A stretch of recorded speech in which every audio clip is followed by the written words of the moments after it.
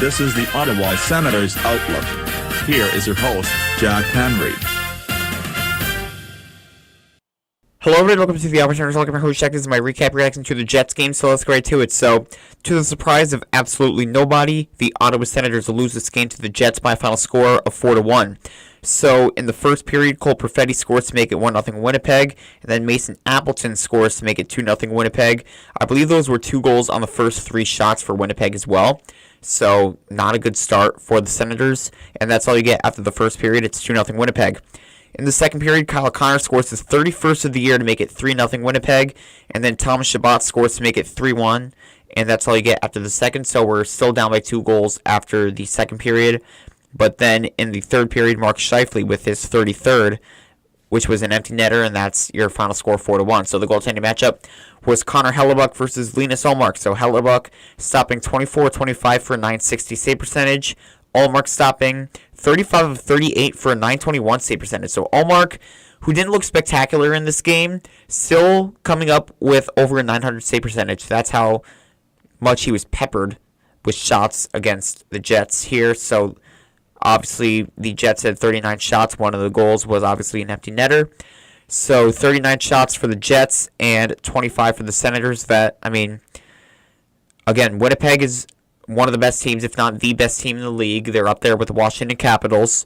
So, at this point, I don't even know anymore. So, the Senators lose their 5th game in a row, and they didn't even look competitive in any of those 5 losses. Obviously, they lost the 2 to the Tampa Bay Lightning. They lost to Florida 5-1. They lost to Montreal 5-2, and then they lose this one 4-1. So, you're losing all those games except for the first Tampa game by at least 3 goals, which is not going to cut it for a team that's trying to fight for the playoffs.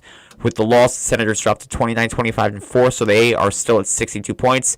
The Winnipeg Jets, they improved to 42-14-3, so they had 87 points. They, at the time, were on an 11-game winning streak.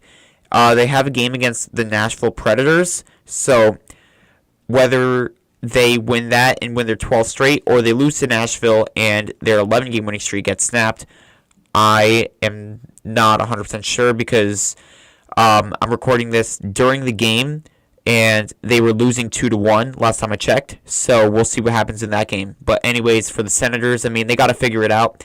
Ullmark, ever since coming back from injury, has not been the same Ullmark as you've seen from the beginning of the season, even in the middle of the season before he got hurt. When they were on the big winning streak, when they lost to Edmonton, and that's when Ullmark got hurt. A couple notes as well. Drake Batherson. I'm at the point where if he doesn't have an outstanding game against the Sharks on Saturday, then I'm gonna have to make a video about him. So I won't talk about him in this video. And if he doesn't play well in San Jose or in the Sharks game because the game is in Ottawa, then I'll give you my thoughts about how he's been so far. I talked about it briefly in the Montreal video, but I'll go more in depth with that. But the Senators need to figure it out. The 11-7 just obviously doesn't work. I know the Senators were missing Tkachuk, Pinto, and Norris. So hopefully you get those guys back. And if you don't, then that causes a lot of concern because at this point you need them back. I understand why Brady Tkachuk is not playing because of the Four Nations tournament. He wants to represent his country. I have no problem with that. And at the end of the day, we just have to accept it. It's better off that he was taking the couple games off, and he rarely misses time with injury. So, like I said, don't have a problem with that. But at this point, he's had over a week, so hopefully he's all right. And if he's not, then I'm very concerned about how it's going to be for the rest of the season if he's not going to be 100%. Josh Norris, we know he's always hurt, but he's been pretty good. So I think getting him back into the lineup will improve the team drastically. Same with Shane Pinto. So losing 3 of arguably your top 9 players. Obviously, Pinto is probably the third-line center to Josh Norris when you have Tim Stützle on the top line. I do believe the Senators are a much better team with those 3 in the lineup, and if they're able to get them back in, then I definitely believe the results could reflect that.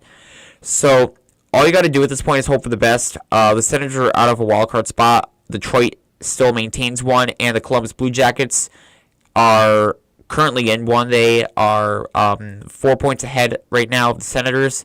So the Senators need to snap out of it, and they need to step up. That's all I have to say.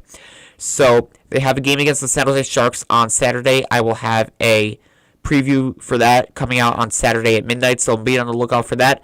Comment down below your thoughts on this game, like and subscribe. But for now, this is Jack the Upstairs Zolak, and Go Sens Go. Thank you for watching this presentation of the Ottawa Senators Outlook. For more of this podcast, click on the videos on the left and subscribe by clicking on the icon on the right. Thank you.